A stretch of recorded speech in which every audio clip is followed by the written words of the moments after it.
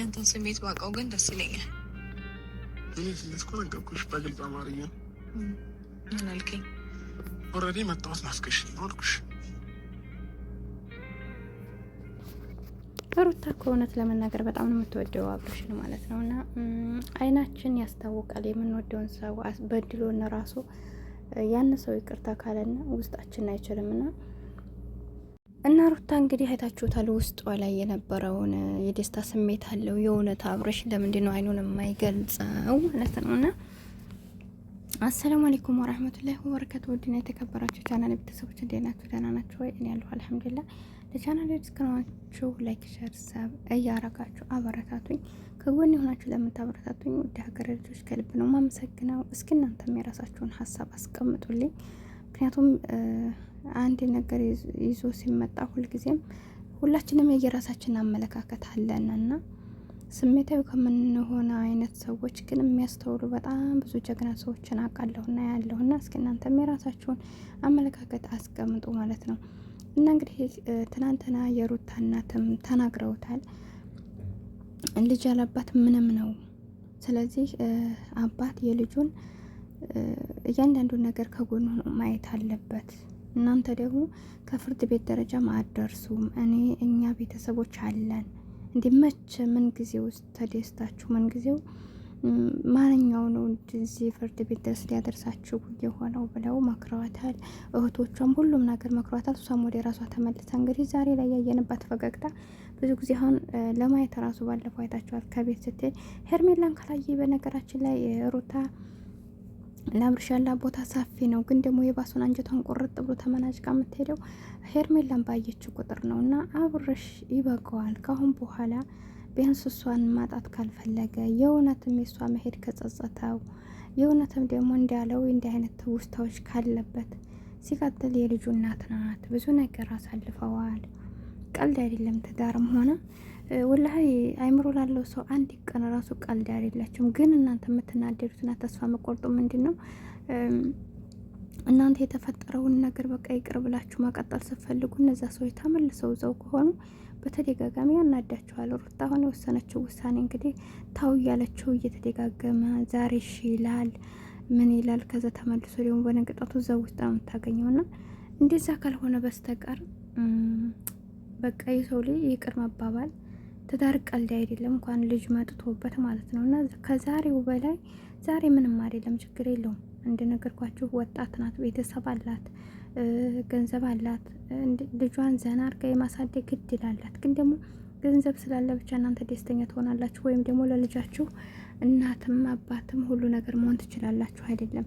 ለማሳደጉ በእንክብካቤ ደረጃ ትሆናላችሁ። ግን የማይፋቅ እውነት ስለሆነ ልጅ አባትነት ጥያቄን ይጠይቃል። በኋላ ላይ ምን ቢደሰት የሆነች ጓደኛችን ነበረ ይናኛ ልጅ ወልዳለች። ዛሬ 9 ዓመት ላይ ሆናል። በልጅነት ነው እኛ ወደ አረብ ሀገር ስንመጣ ገና ብለን በስራ ምናምን አመታችን እሷ እንግዲህ በዛ ሰዓት አርግዛ ወለደ ድንገት ማለት ነው። እንደዚህ ከዛ እንደዛ ሲፈጠረባት በቃ ያኔ እንግዲህ ብቻዋን ያሳደገቻት እኛ አረብ ሀገር ላይ እዚህ ጋር ስንቀጠቀጥ እሷ ግን በዛው ባገሯ እንደምንም ብላ ልጇን አሳድጋ ዛሬ ላይ መሻላ ጥሩ ደረጃ ላይ ናት። በቃ ከወደቀችበት ተነስታ ግን እናቷ ዘና አርጋት እያኖረቻት በቃ ሁለት እንትን ቤት አላት። በቃ ዘና ብላ ነው የሚኖሩት አዲስ አበባ ላይ ማለት ነው። እንዲህ ሀብታም ላይ ዘና አርጋ ነው የምታኖራት።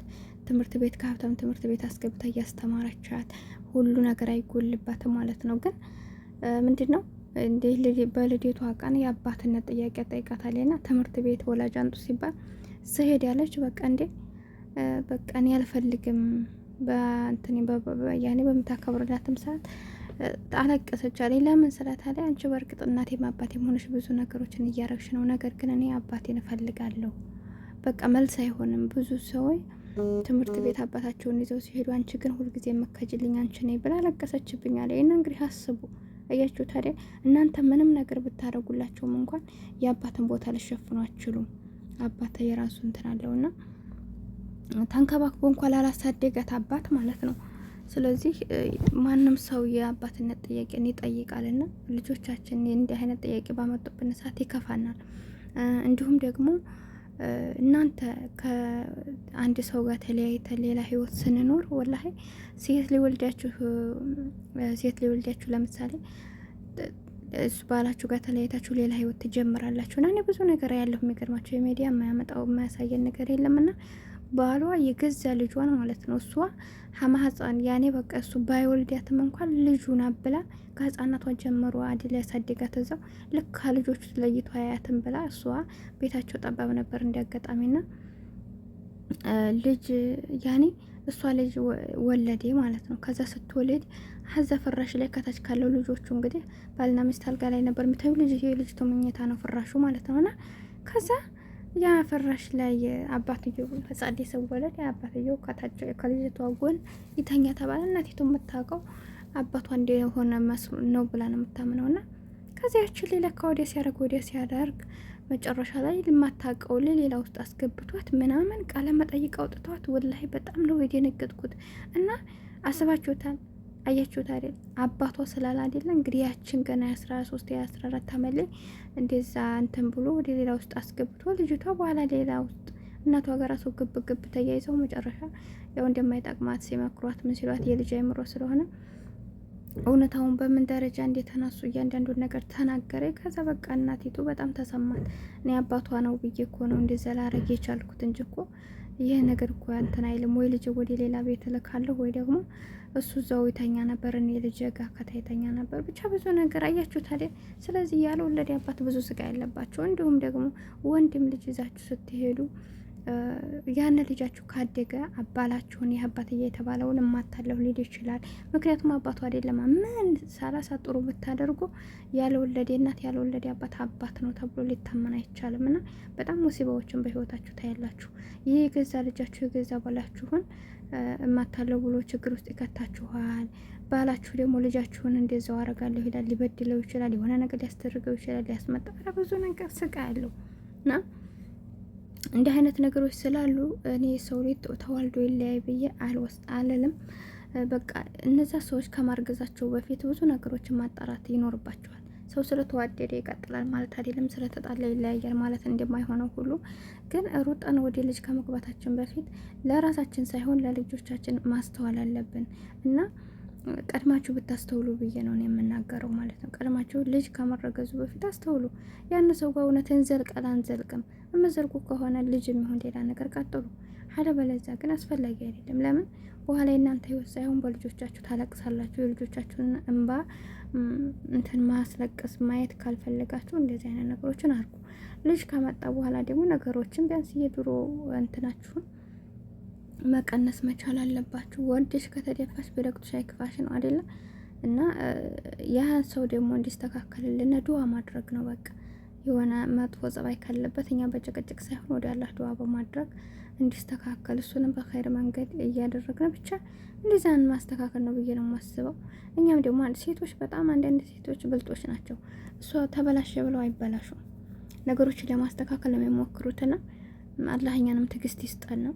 አንደኛ ጀር ነው እነዛን ሰዎች መቀየር ከመጥፎ ነገር መመለስ። በሁለተኛ ደግሞ ህይወታችን ያማረ የሰመረ ይሆንልና፣ ሶስተኛ ልጆቻችን በእኛ ደስታ ነው እንትን የሚሉት።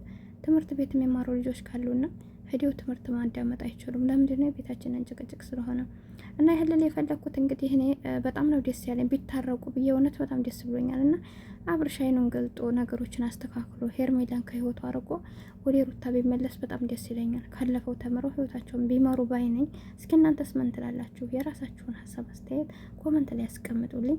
ቻናሌን ደግሞ ላይክ ሰብ እያደረጋችሁ አበረታቱኝ። ገንዘብ የሚያስወጣ ነገር አልጠየኳችሁም። ስደተኛታችሁ ነኝ። አሰላሙ አለይኩም ወራህመቱላሂ ወበረካቱ። ሰላማችሁ ብዝት ይበልልኝ።